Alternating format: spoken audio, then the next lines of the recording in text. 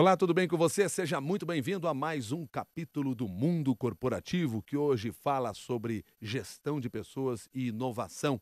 E para conversar conosco sobre esse assunto, o nosso convidado hoje no Mundo Corporativo é o presidente da Goodyear para a América Latina, Jaime Zucchi. Jaime, desde já, muito obrigado pela sua gentileza de estar conosco aqui no Mundo Corporativo. Um bom dia para você. Obrigado a você, Milton. Eu falei que logo na abertura aqui do Jornal do Mundo Corporativo que nós vamos falar sobre gestão de pessoas e inovação. Não é por acaso que você é o nosso convidado, portanto, porque a sua carreira foi marcada por isso. Milton, a minha carreira inteira, né, na realidade, eu recomecei minha carreira algumas vezes. Sou engenheiro civil, então fiz engenharia civil aqui em São Paulo, mas também fiz consultoria. E comecei do zero, quando eu fui para a P&G, para a Procter Gamble, quando eu tinha 28 anos. E, e na própria experiência minha, surge a experiência das outras pessoas. Eu digo que um dia eu queria escrever um livro que é a ponte entre o conselho de administração e o estagiário. Porque ao longo desses anos, você aprender a gerenciar as pessoas é como aprender a dar um presente. O melhor presente que você pode dar é dar o presente que a pessoa quer receber.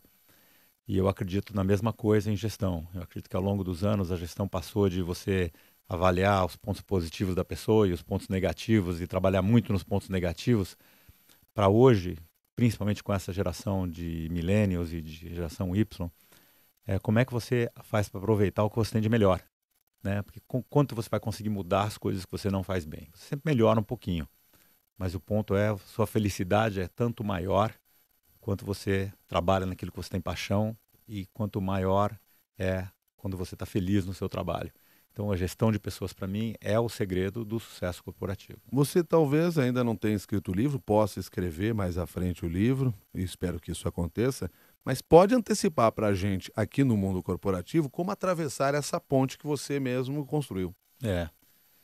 Na realidade, eu não vejo que existe uma receita de bolo. Existe, obviamente, tem tantos livros escritos, Milton, a respeito, que é muito engraçado quando você começa a ler os livros. E eu que passei por diversas companhias, toda companhia tem os seus segredos, né?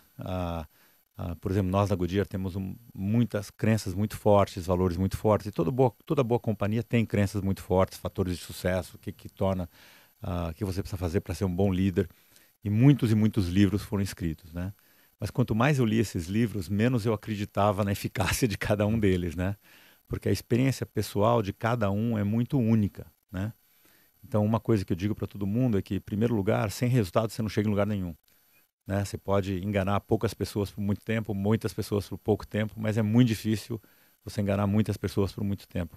E à medida que você vai subindo na carreira, hoje em dia, principalmente, Milton, que você tem Google, eu não vou antes nem de uma entrevista como a de hoje, nem conversar com um cliente, nem ver um candidato sem antes dar um Google na pessoa, sem antes pesquisar um pouquinho sobre a pessoa, sobre a instituição. Então é muito comum que você faça isso, e é muito comum que as pessoas que vão entrevistar façam a mesma coisa. Então você ter uma consistência de comportamento, de espírito, eu diria, porque nos Estados Unidos eles falam assim que cabeças brilhantes pensam parecido, e eu digo que corações brilhantes sentem parecido, né? Então eu acho que você não consegue enganar muitas pessoas, né? Quer dizer, além dos resultados, você precisa ter também, que eu digo para todo mundo, que é você conseguir ir para dormir todos os dias, encostar a sua cabeça no travesseiro e saber que fez a coisa certa. Você sabe que, a gente estava falando disso, hoje eu trabalho na Goodyear, eu trabalhei na Levi's, trabalhei na Kodak, e teve épocas nessas companhias, principalmente na Kodak, com a reviravolta, que você não concorda com muitas coisas, você sabe que se você não tomar uma atitude, a coisa vai para o fundo, e muitas vezes você vai totalmente ao contrário do que, teoricamente, seria o correto de fazer numa carreira, né? Você falou que sem resultado não resolve nada, quer dizer, você precisa Isso, alcançar resultado. isso. Algumas empresas, elas alcançam os resultados, mas buscam os caminhos ortodoxos que nós Uhum. temos aí na área empresarial. E os resultados chegam. Qual é o defeito dessas empresas?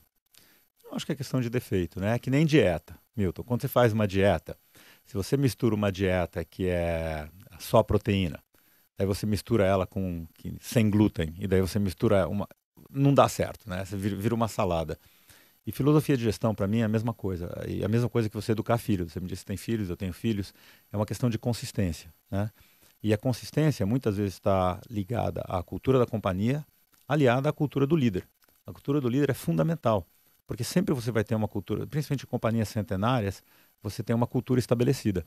E quanto mais gente de fora entra, seja ela gente de fora entrando no começo da carreira, ou no meio da sua carreira, ou no final de carreira que seja, a influência do líder é uma influência muito grande. Porque ele que dá a conotação daquelas partes cinzas da cultura, né? Então, fala, você tem que ser honesto. É claro que tem que ser honesto. Mas tem culturas que você tem que ser honesto e se você for um pouquinho, né, na linha cinza, te dá um tapinha na mão. E tem culturas que se você é um pouquinho na linha cinza, você é mandado embora. Então, essa nuance é o líder que dá, assim como em muitas outras coisas, né? Então, eu acredito piamente que o líder tem um papel fundamental dentro de tudo isso, né?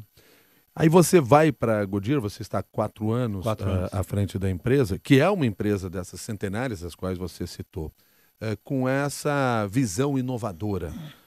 O fato de chegar com essa visão inovadora numa empresa centenária, tradicional, se transforma num tremendo desafio para você? Ou quando você foi para lá, você já foi com esta proposta, ou seja, você vem para mudar a empresa? Uhum.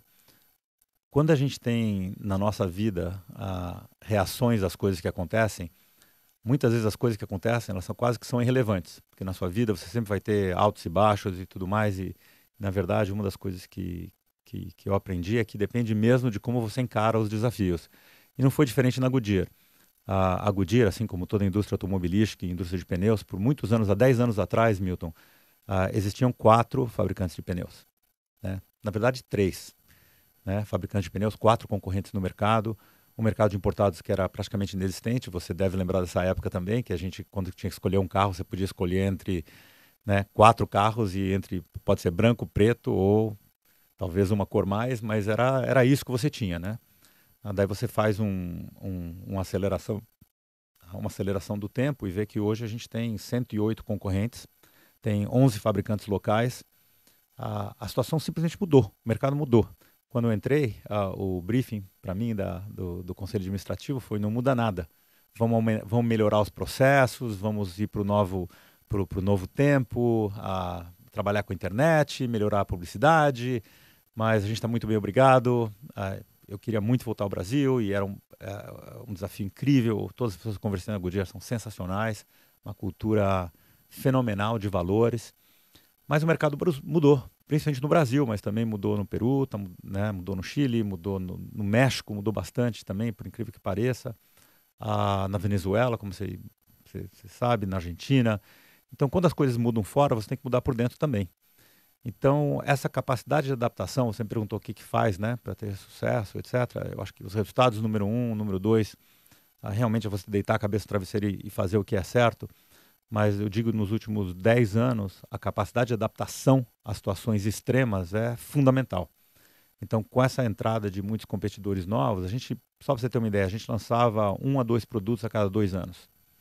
Produtos maravilhosos, a gente em topo de inovação, mas a gente tinha produtos no portfólio que tinham 8 anos, né, no mercado. A gente tinha uma cobertura de mercado, vamos supor, com todos os veículos novos que entraram, tinha segmentos como o de SUV, que a gente tinha uma cobertura de 7%, ou seja, a gente só tinha pneu para 7% dos veículos que estavam rodando no país. Então a gente teve que fazer uma transformação muito grande. Então, a primeira transformação em gente. Então a gente pegou 70% de todos os top 70 líderes da organização, medimos todos eles contra as competências que a gente acreditava que iam ser importantes no futuro. E surgiu um monte de buracos, né? Como você deve imaginar, Milton, né? Inclusive meus, né? Inclusive meus. Então a gente precisou trocar muita gente. A gente trocou muitos dos líderes, né? Quais são as competências que vocês consideravam e consideram importantes para o futuro? A gente não mudou as competências core, chave da companhia, né? Que são 6. Mas a gente adicionou algumas coisas de acordo com esse estudo de hiatos, né, desses vácuos que a gente achou. A gente adicionou muitas delas. Por exemplo, uma delas é pensar do mercado para dentro. Como a gente tem uma empresa que depende muito de capital, muito de ativos, só para você ter uma ideia, a gente anunciou a construção de uma nova fábrica agora. A primeira fase dessa fábrica vai custar $500 milhões. Então, e vai demorar 2 anos, 3 anos para a gente fazer a fábrica. Então, são investimentos pesados e de longo prazo. Então, tinha gente que pensava assim. Então, por que você pensava assim? A prioridade sempre foi encher a fábrica com os pneus para poder vender. Então tinha muito esforço de venda voltado à capacidade da fábrica. Hoje em dia, quando você vai comprar um pneu, você tem, sei lá, mais de 1.000 carros diferentes circulando, sei lá, em São Paulo, na cidade de São Paulo. Daí você vai ter que ter a flexibilidade de entregar o pneu que a pessoa quer. Mas se você tem uma SUV e furou um pneu, você não quer esperar uma semana por um pneu. Você quer ele em 24 horas. Então imagina uma loja que tinha, sei lá, 100 tipos de pneus no máximo, num espaço de 100 metros quadrados. Agora eles têm que pensar em como servir você, Milton, que está chegando na loja, com mais de, sei lá, 1.500 tipos de pneus. Então toda essa mentalidade mudou. Então a principal mudança que a gente teve que fazer na companhia é sair de pensar de dentro para fora para pensar de fora para dentro. Mudando pessoas. Mudando pessoas, mudando treinamento, pegando pessoas que eram muito boas. Uma das características que a gente tem é a adaptabilidade e pensamento analítico. Eu, pessoalmente, tendo vivido há 14 anos fora do Brasil, eu acredito que o Brasil, um país que sempre foi maravilhoso em termos de ter pessoas que podiam fazer resolução de problemas. A gente é muito bom de resolver problemas, passamos por hiperinflação, muitos de nós, né? Alguns de nós não, mas passamos por hiperinflação, então a gente aprendeu muito a resolver problema. A gente é muito bom de resolver problema. Mas o Brasil nunca teve, como tem os Estados Unidos ou em algumas partes da Europa, empresas que medem o mercado. Uma abundância uma variedade muito grande de produtos, uma abundância de números. Então, a nossa capacidade analítica é meio limitada. Então, nós na companhia fizemos um programa de construir as capacidades nas pessoas que tinham aquele potencial e trazer pessoas novas. E essa é a revolução que a gente está, a jornada de revolução que a gente está na companhia. Isso vai um pouco ao encontro do que pergunta aqui o nosso ouvinte internauta, o Tiago Picheca. Ele escreve e pergunta o seguinte: na sua opinião, Jaime, como se dá uma mudança de cultura? Ele até agrega aquisições ou fusões com empresas estrangeiras dentro do solo brasileiro. O nosso povo, o nosso trabalhador, consegue se adaptar rapidamente a estas mudanças? Tiago, né? Tiago, obrigado pela pergunta. A resposta é sim. Eu acredito que você acha gente no mercado e a primeira barreira somos nós mesmos, né? Então, quando eu entrevisto uma pessoa, a primeira coisa que eu vou buscar é se a pessoa se a pessoa é genuína no coração e nas intenções dela, né? Porque, na verdade, se você tem autocrítica, se você tem autorreflexão, se você tem inteligência e você é honesto com você mesmo, você vai buscar melhorar. Então, essa adaptabilidade é fundamental e eu acho que o brasileiro é super bom de adaptação. Melhor, eu diria, é mais fácil eu achar grandes pessoas no Brasil do que fora. Agora, quando eu olho a estrutura laboral do Brasil, os encargos, etc., muitas vezes nós estamos tornando o país inviável. E essa é a minha grande preocupação como empresário, como executivo. Mesmo assim, nós continuamos investindo no país, investimos 240 milhões aí na renovação da fábrica, estamos quintuplicando a nossa capacidade de produzir pneus de alta performance. E a gente tem contratado pessoas maravilhosas, Thiago, para a Goodyear. E eu estou super contente com isso. Temos lançado produto, a gente já... Esse ano, nos últimos 12 meses, já lançamos 8 produtos em 12 meses. A gente tem um compromisso de lançar 3 a 4 produtos por ano, renovar a nossa linha toda até 2018. Isso nunca aconteceu. E o resultado está aí, né? Quer dizer, no mercado de reposição, que é onde o consumidor paga mesmo pela nossa marca, nós estamos crescendo participação de mercado, estamos crescendo distribuição, temos um apetite muito maior pela nossa marca. Então, os resultados vêm, mas tem muito trabalho de casa que precisa ser feito, né? Tem um ditado que diz que tem muita gente que nasce com muita sorte. Você vê, né? Milton e Thiago, vocês veem pessoas que ficam super ricas, super rápido, né? A gente estava falando disso antes da entrevista. 99,9% da população, que é o resto de todos nós outros, a gente tem que trabalhar duro, né? A gente tem sorte, o resto de nós trabalhamos duro. Jaime, você, agora há pouco aqui, falou que quando eu entrevisto pessoas... O presidente da empresa entrevista quem a empresa contrata? Você vai lá e entrevista? Quem são essas pessoas? Claro. E Milton, vai desde presidentes. Então, a gente acabou de anunciar uma mudança, por exemplo, no Brasil, no México, no Grupo Andino. Então, quando eu vou para fora do mercado buscar gente, eu entrevisto essas pessoas. Mas eu entrevisto também pessoas de todos os níveis da organização. Se você está num papel-chave da organização, por exemplo, um assistente de marketing ou alguém que vai nos ajudar a entender melhor o preço, o modelo estatístico, muitas vezes eu pego essas pessoas porque alguém me fala, não, essa pessoa aqui é fenomenal. E eu acho que faz uma diferença muito grande, Milton, a pessoa que talvez até que esteja entrando na companhia num nível mais de entrada na companhia, que ela sinta que a pessoa que está no topo, sei lá, o presidente da companhia ou a pessoa responsável pela companhia, mesmo no caso aqui, eu sou responsável pela América Latina, que as pessoas estão olhando esses talentos novos, né? Eu acho que todos nós queremos, né, ser reconhecidos e quando tem um talento muito bom, eu faço tudo para contratar a pessoa. Numa entrevista, o que conquista você? Para mim primeiro uma combinação de novo, resultado, né? Acho que sem resultado, de novo, não vem, mas resultados não do tipo, só, nem tanto o que a pessoa fez sozinha, porque eu não acredito que nenhuma andorinha faz verão sozinha, e nem aquele negócio, todos nós fizemos, não, mas qual foi a sua contribuição que você pensou? A pessoa que sabe, quando conversa dos resultados, falar da contribuição específica dela, né? Como a pessoa pensou diferente, né? Adaptabilidade da pessoa a situações muito diferentes. Você perguntou quais são as novas características, quais são as características de liderança que estão mudando. A gente colocou um lema na companhia de atitudes que a gente chama mais, melhor, porque eu sei o inglês, more, better, faster, cheaper, mais, melhor, mais rápido e mais barato. Né? Porque eu acho que você fazer mais, melhor, mais e melhor é muito fácil quando você gasta mais dinheiro, né? Ou mais rápido também. Quero você fazer tudo isso muito mais barato. Então, quando a pessoa vem com exemplos desse gênero de pensamento totalmente fora da caixa, totalmente criativo, também existe uma expressão para isso que em inglês chama entrepreneur, que é empresário. E a expressão dentro de uma companhia grande seria empresário, ou seria uma expressão que não existe, né? Que intrapreneur, que é um empresário dentro de um contexto que você não é o dono da companhia. Pergunta do Everaldo da Silva pelo Twitter. Como engajar um time de alta performance em um ambiente competitivo e cada vez mais agressivo? Deixando as pessoas felizes no que fazem. O nome da pessoa que fez a pergunta é o Everaldo. Everaldo, obrigado pela pergunta.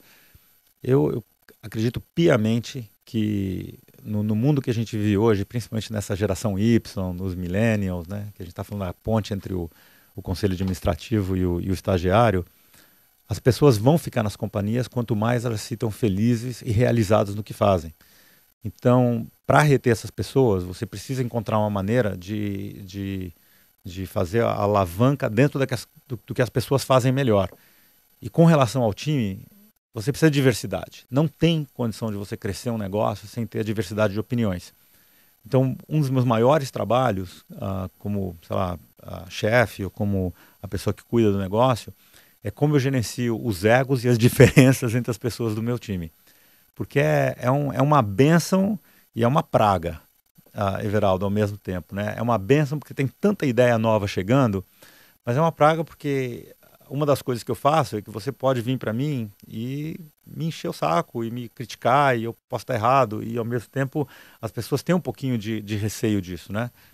Mas é bom porque você é tentado o tempo inteiro, você é criticado o tempo inteiro.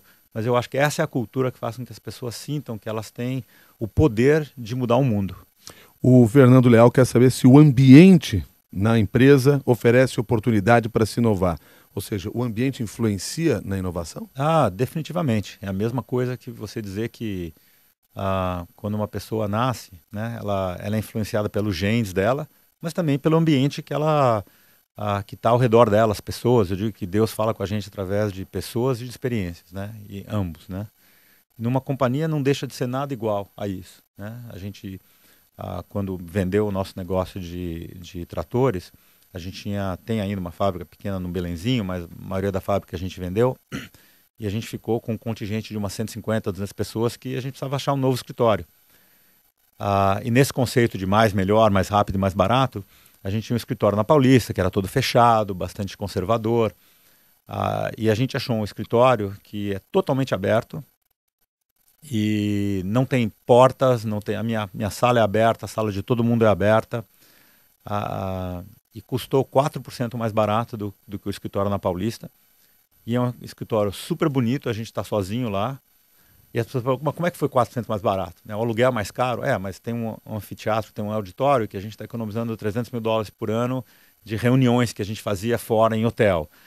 É mais barato porque a gente paga menos em eletricidade, porque o edifício é mais conduzivo a isso, porque tem ar-condicionado que é individual, tem janelas, então você gasta menos luz. Quer dizer, você tem que olhar os problemas como um todo.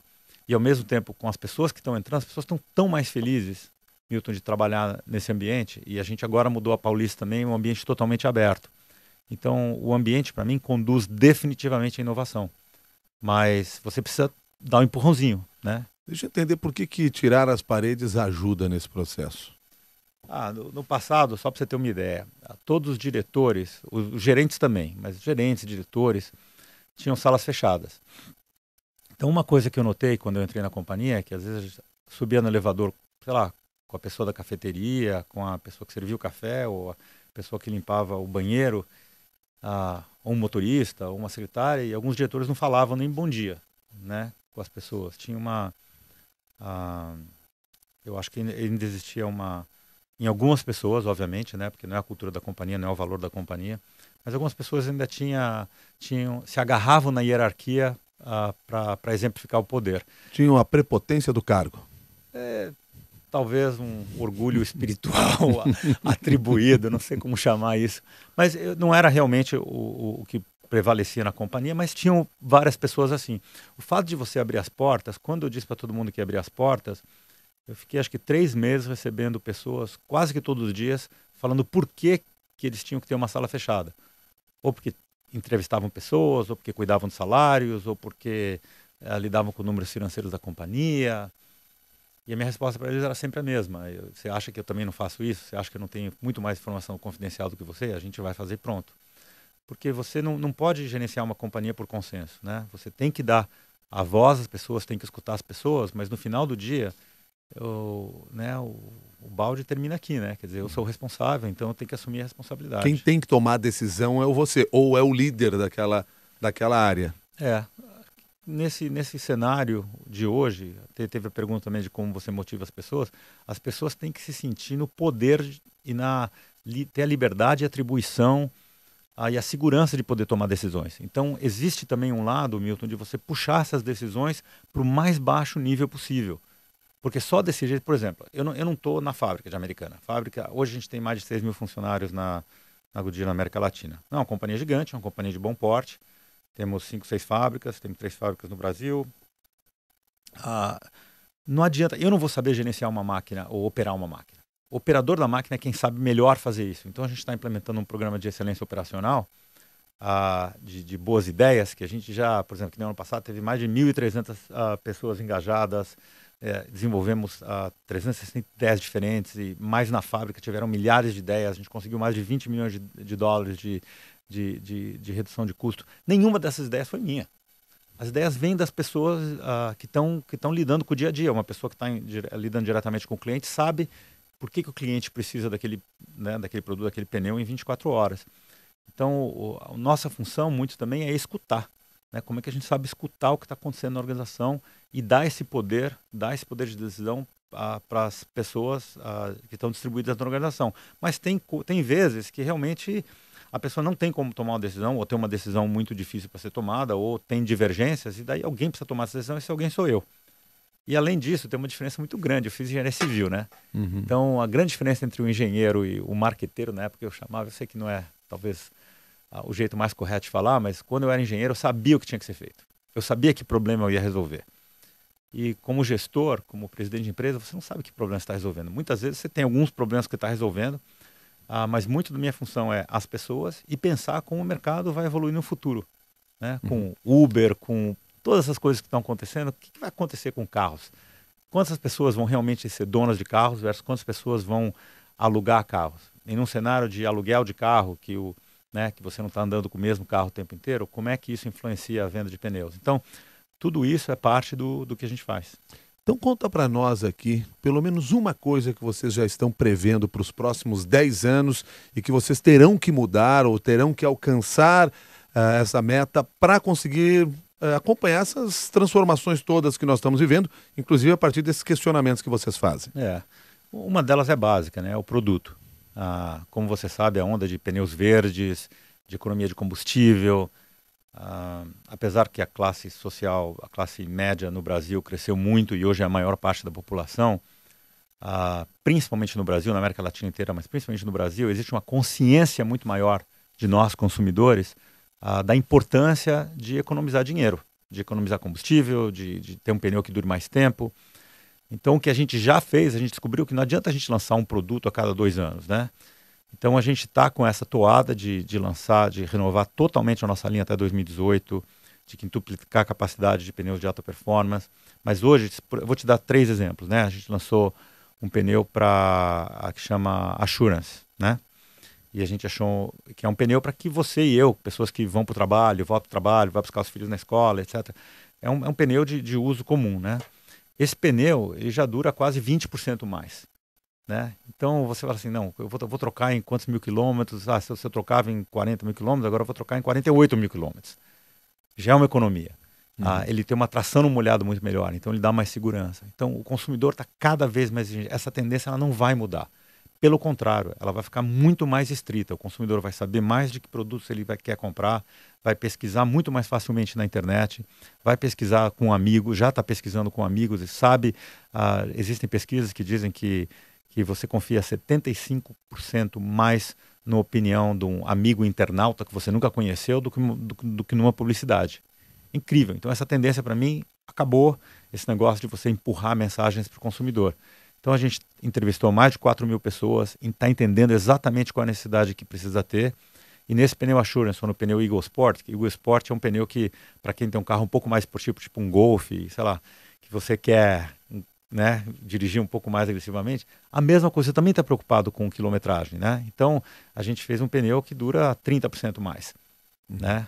Então você tem um pneu que dura muito mais, economiza combustível e tem maior agarre no molhado, freia mais no molhado. Então, essa preocupação em ser melhor, porque você precisa dar uma melhor condição de vida para a comunidade e para as pessoas. Mas durando mais não vão vender menos? Oi? Durando mais não vão vender menos? Se você olhar quanto que esse mercado, né, o mercado automobilístico está crescendo, quanto mais as pessoas estão andando de carro, quanto espaço a gente tem. Eu estou falando de coisas específicas do Brasil. A concentração de carros por pessoa no Brasil pode crescer ainda 5 vezes. Né? Com os investimentos que estão previstos na indústria automotiva, ele deve crescer mais uns 50% nos próximos 5, 6 anos. Então tem muito espaço. Você perde de um lado e ganha de outro. Sempre vai ganhar de outro. Se você não tiver essa fé, né, você nunca investe. Você não vai estar fazendo a receita errada para mim é não dar o que os consumidores querem. A Goodyear está 100% comprometida em dar o que o consumidor quer. Se ele quer o pneu mais rápido, a gente vai dar mais rápido. Se ele quer um pneu que tenha uma melhor performance, a gente vai dar melhor performance. Então, todos esses produtos que a gente está lançando são um exemplo, Milton, de que o mercado mudou. As pessoas querem ter o pneu mais acessível, a um preço mais acessível e um pneu melhor.